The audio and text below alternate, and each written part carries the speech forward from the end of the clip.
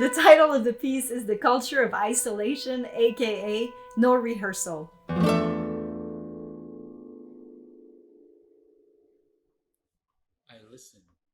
As I was writing this, the pandemic was happening, and I was thinking about how we have a global culture of isolation now because of our current circumstances, and so those circumstances are built into the piece.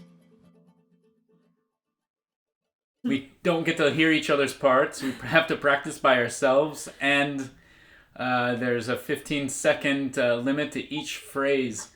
So it's very tough to put. Well, it's just tough. I was thinking, how could people successfully work together to perform my piece if they were separated by distance? I wanted to use those limitations, which at some level were feeling really like stifling, and I wanted to use those as the actual strength and core of the piece. I am alone. I built it into how the piece was rehearsed and also possibilities of performance, because I did have an eye for the premiere of this piece, which at that time was unknown. How were we going to premiere it? But also afterwards, when people are together on a stage or in a concert hall, but continuing to also work in distance and via digital, how could this piece have different iterations and different lives because of our circumstances? We were really good, right? We make sure that we're not around when But the other one's actually- practicing, so there's no way Yeah. to even cheat unless we just show up to the house early or something. Yeah, because our house is really open, so it's kind of impossible. Chuck could rehearse without me hearing because it's guitar, but flute it wouldn't work. So it's obvious that if I practice my part, he needs to be not home at all. I'm making them rehearse separately and actually record it separately.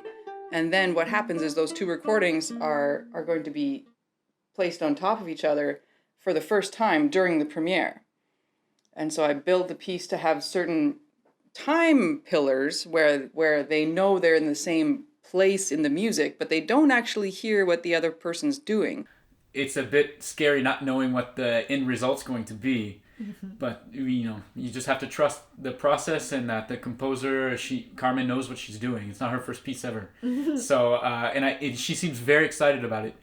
So the challenge for this duo, who is so used to playing together and reacting in a really like high level chamber ensemble way, where you're so tuned to these finite ideas, I'm removing that from the equation. The piece is written. You have the notes. Let's do it. So we can't wait to hear what it's going to sound like. To be honest, like we're getting closer and closer to the time we're going to hear this. It's a bit nerve-wracking and just extremely exciting. Like, I can't wait to see the end result.